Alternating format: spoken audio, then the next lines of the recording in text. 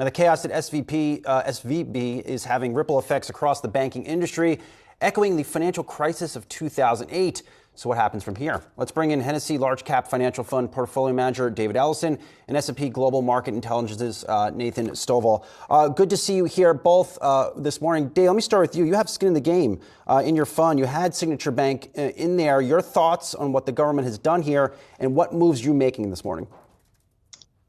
Well, it's, as a portfolio manager, I'm surprised I have time to be on TV. I should be taking care of my shareholders. But I think that, the issue is that, I think Julie laid it out pretty good in talking about the mark-to-market issues. Again, the 2007, 8, 9, 10 was a credit mark-to-market. This is an interest rate mark-to-market, a lot different.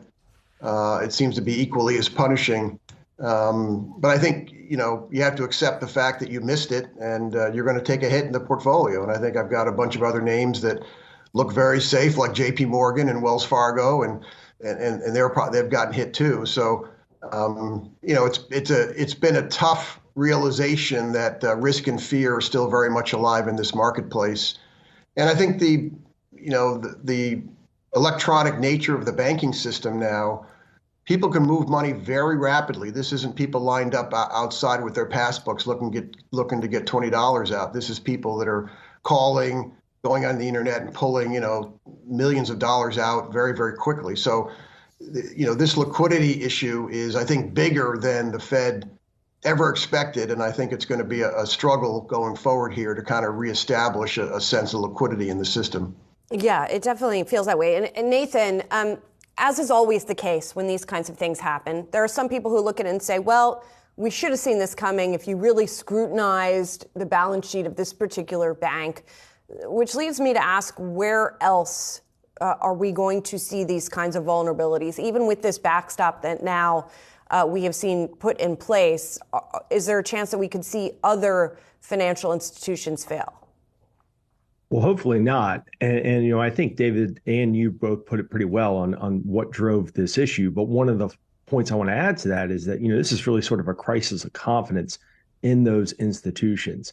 And that while there was a liquidity mismatch, asset liability mismatch, you also had the two banks in question here heavily concentrated in large deposits. As you mentioned early on, the amount of uninsured deposits at SVB was way higher than what you see across the industry. It's not to say that large deposits are bad, but it allowed for the speed of withdrawals to be much higher. The other thing I would mention is that they were so heavily focused on the VC industry, which many of us have talked about over the last few days. But that allowed really for, I think, groupthink to come out as people got concerned.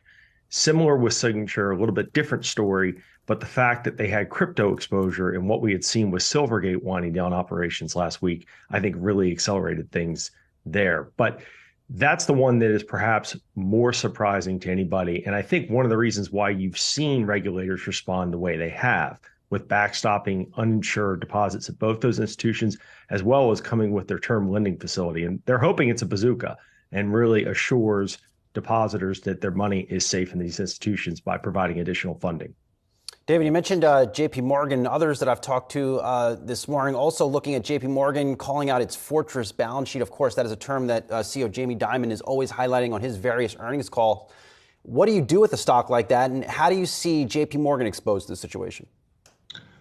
Well, I think the exposure, I think for companies like that, and there's probably 4 or 5 of them like that, I think is the issue is what is the cost of funds going to be going forward, as everybody realizes that, 10 basis points in a money market fund is not that good. And what is the loan growth going to look like, and what is credit going to look like? I think up until this point, the Fed has been trying to tighten. They've been quantitatively tightening. They've been raising rates. And the banks have been lending. So they've been working against what the Fed has been trying to do. That has all changed dramatically. Now the banks are in a major quantitative tightening mode, driven by liquidity. The Fed is obviously in a quantitative tightening mode. They may change that, they may not. And obviously the rate structure is what it's going to be. But the banks I think every bank in America has stopped lending, because that's the best way you can raise liquidity, is to stop lending. And so if there's going to be a recession, it's going to start soon, because the banks have all stopped lending. Sort of a bigger question I have as well, and Nathan, I'll toss this one to you, is it now seems like there is that implicitly all U.S. deposits are insured, right? Even those above $250,000 because of what has happened in this case.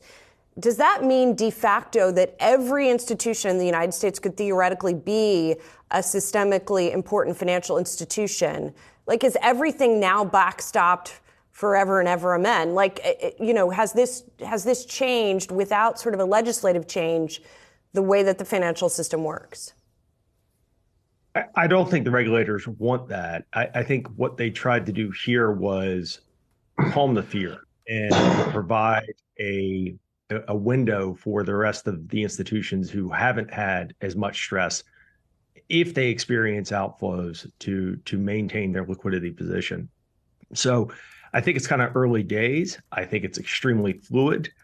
When we look at the two institutions that were closed down over the last few days, where that's going to play out is still up in the air because they're both in bridge banks. So I think that they're going to do whatever they need to do to shore up confidence in the banking system. But I also think that they are aware of the potential moral hazard there and would look at each situation individually. Gentlemen, thank you so much for your perspective this morning. I'm sure it was a long weekend. And as you said, David, you guys got to get back to work. David Ellison, Hennessy Large Cap Financial Fund Portfolio Manager, and Nathan Stovall from S&P Global Market Intelligence. Thanks to you both. Appreciate it.